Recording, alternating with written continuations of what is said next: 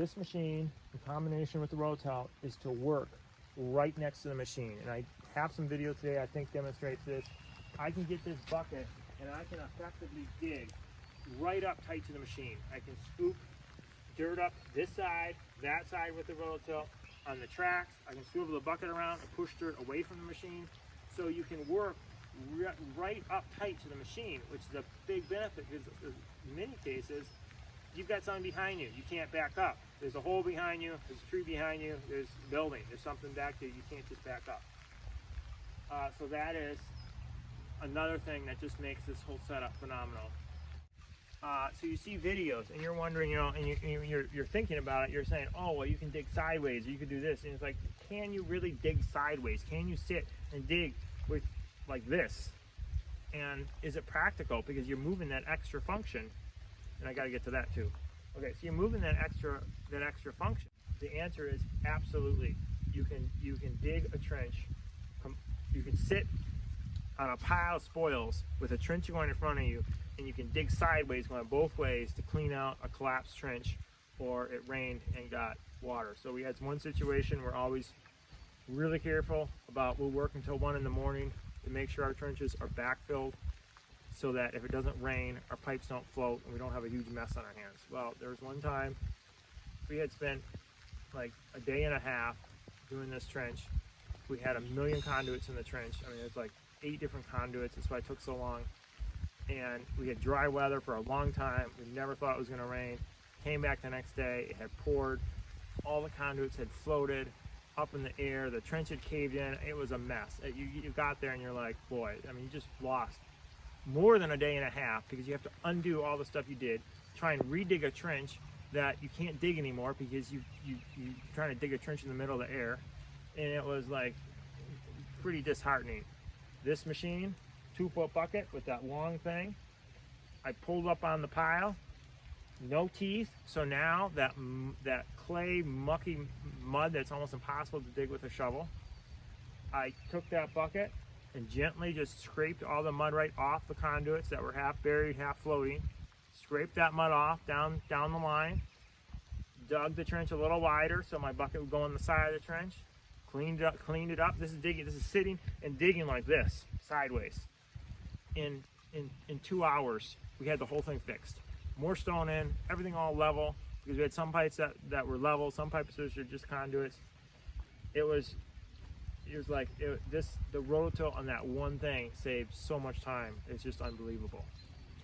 Okay, so now I'll get to, is it easy to use? I mean, how much time? I mean, you see these videos on YouTube. I mean, these guys look like they're phenomenal. Is it practical for you to expect to get to that with a reasonable amount of time? And the answer is yes. I would say almost right away. We're talking about in an hour, you're good enough to dig anything. I mean, you're good enough to dig with it. A week, and you're getting pretty comfortable. And longer than that, and it becomes part of your hand. You don't even think about it. There's no problem. And the thing is, what changes is how you think about how an excavator works. You think differently, and you think about digging differently, and because you have the 2 extra dimensions, and now your excavator can move and do anything. So you're thinking, and in your mind, your first thing is like, well, you want to be able to press a button and line everything back up square, so you can dig square, and then you might rotate it, and then you dig square. No, you don't need that. You never care whether that bucket is square with anything. It doesn't make any difference to rotation. You don't think about that. All you're doing is you're looking at the cutting edge in the bucket, and you're just digging, and everything relates to that. You could, like this new system, the computer system has a button. You press the button, it automatically rotates around to be square. Like, well, that's neat, but you don't. It just does. You do not care, because that has nothing to do with the way you dig, because you're thinking totally different. You're just looking at your trench you need to be digged. You dig off to the side. You dig this way. So that's amazing. Next thing that huge benefit is backfilling trenches. You take an excavator, you're trying to push the thing with the side of your bucket. The excavator doesn't have that much power, so you push, it kind of stalls, you lift up the bucket and you push, and it seems like you barely got any dirt in. Rototilt, phenomenal. You twist the bucket sideways, it has a cutting edge, You scoop up, you get a full scoop of dirt right away. You pick up the boom, you scoot it over the pile, you drop it in. Backfilling trenches is amazing. You're next to buildings, you're next to trees that you can't get something on the side that you can just push the dirt in. It's just amazing to backfill. Packing dirt back in, you can twist the bucket, you can push in different angles and work around pipes that are sticking up to pack everything nicely back in. So cleaning, you can, with a smooth tooth bucket, you can scrape and clean. You basically have dirt on top of sod. You can just scrape that off and leave the sod and take off the dirt. It's great. Now the next thing that I want to talk about too is finding utilities.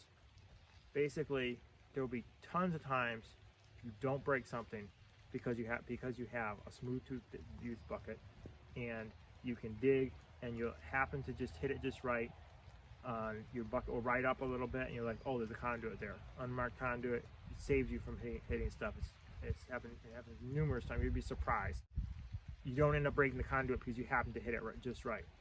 Now, if you're looking for a conduit, basically with this bucket and in a digging style, anything that is a PVC pipe or stronger, you can, with confidence, dig until you find it withoot breaking it. It's anything that's, say, 1.5 inch PVC bigger, that anything as strong as that equivalent, you'll be able to find it. And the way you do it is if you know the conduit roughly is here, you start back and you dig, and every time you dig, you take off about a 1/2 inch of dirt, 1/2 inch to 1 inch of dirt, and you just go constantly doing that, and you just keep working your way close. And when you get to that conduit, that 1/2 inch, you just bump that conduit, boom, the conduit's exposed, and it's and you can do it going the other way too, going this way. I think I typically like doing it this way to find it.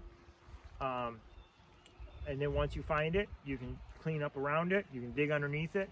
It just makes it really easy.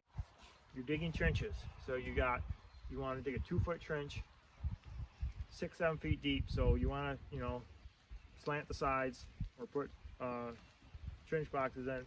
And this is what this machine does, which is just amazing, is when you have dirt that is on a nice, I don't know if you can see it over there, a nice little slant. It doesn't have to be a lot, and obviously the deeper the trenches, the more you want to do it, so you feel better.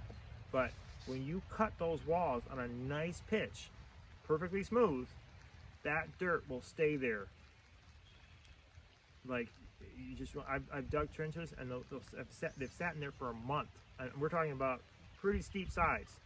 They don't cave in. They just don't cave in. And the idea is that when you have dirt on your trench, that dirt that's not being supported on a pyramid is pulling more dirt off. So when that falls off, it's going to pull more dirt than what it would have taken if you had cut that perfect pyramid. So you cut that perfect pyramid, I did a bunch of stuff through the sand, 6-7 feet deep, cut a perfect nice pyramid. Absolutely, I mean, the trenches sat open for a week and they don't cave in, and that's sand. And this allows you, and again, intuitively, without even thinking about it, you just dig, you slant your bucket, you trim off this side. It's like you feel like you're making artwork. You just dig both sides, you're gonna end up with a nice, clean, beautiful trench. So big surprise, and that is we had some small excavators, 2 track loaders, Takuji track loaders, great machines. They were the go-to machine. If you're on a site, that's one of the machines that's going to be there. I mean, it's like we use those things all the time. We got the Rototilt set up, and all of a sudden, after 6 months, and this is what we do is we don't have jobs. You're going to do one thing. You have a project to do like the entire project. These machines will just sit there. Well, we're on this project, and all of a sudden you realize after 8 months, these machines, they haven't been run. They don't get used at all. Like, they're just sitting there, not being used. And you realize that this Rototilt made it so these machines that were the #1 machines that get used all the time are just sitting there, they don't even get started. And you realize, wow, I would have never thought that machine would replace a track loader. You would never think that. But what you realize is this machine, the limitation is it can't carry dirt a long distance efficiently. I mean, it takes a long time to carry. Track loaders can dry faster. They can hold a little bit more dirt in their bucket. But everything else is so much better. We have 2 track loaders sitting, and I haven't even bothered to even think about having them brought out here because there's no reason for them. So that is a very surprising thing. Thumb, non-issue, and that your track loaders become obsolete when you get this. You never think that this would replace a track loader. The bucket is so easy, so phenomenal to pick up. Telephone post, 25 foot long, 30 foot long. You grab it, you hook it with the bucket. You can hook it right here. You hook it like this, you pick it up, you come over like this, you spin it, you spin all functions around, you hold it out so it's sticking way out and put it right where you want it. It's so easy to grab stuff and move stuff with the bucket that the grabber is not as necessary as you would think, just like the thumb. And this setup has all the features. It has oil quick, the sensor for the things. Anyway, so it's surprisingly how much work it takes to get a machine set up. Call dealers. You don't get it takes you weeks to get the answers you want, all the different features and what they do. And then in combination with getting the GPS on your machine, basically it takes a lot of effort to figure out. I have 3 other guys who can help me, who basically are essential for allowing me to get this machine set up the way this is. And if I didn't have one of those resources, and everybody should own one of these machines. If you can possibly afford it, you should buy one of these machines because they are just absolutely phenomenal. So here you see the front, and this is all filled in with about 2 feet of fill, and this is all graded 100% with the Rototilt. So the wanted less than 30 inches, so I didn't need a handrail in the front there. So I brought the whole grade up after the cabins were set with the Rototilt and sprinkled all the dirt in. You see how nicely it's all shaped in there. Okay, this is what I did with the Rototilt. The grade was about 2.5 feet higher. And so here you can see where the trees are. And I cut this all in. There's going to be some parking in between the 2 trees. So this has all been cut out. And then I had some topsoil over on this other behind me that I sprinkled all on top to give it a little bit of topsoil since it's all sand. So in this site here we cut all out so nobody's driven through, so it's a little nicer. But I used the GPS to cut one of these out 100%. But with the trees, it's a little bit intermittent, just enough to be, so I have to wait too long now and then to get it. So it was just a little aggravating. So I went ahead and painted out the rest of them. But the one of them, it's completely accurate. Was completely easy. It's just that with all the trees, it kind of cuts in and out a little bit. Here's another site that's all ready for gravel.